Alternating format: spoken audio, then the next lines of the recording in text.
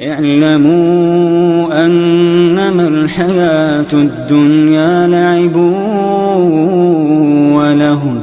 لعب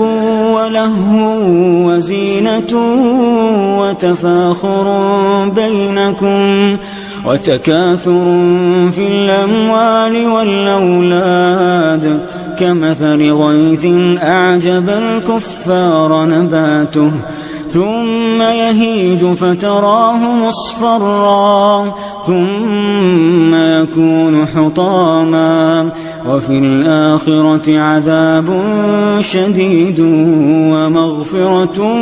من الله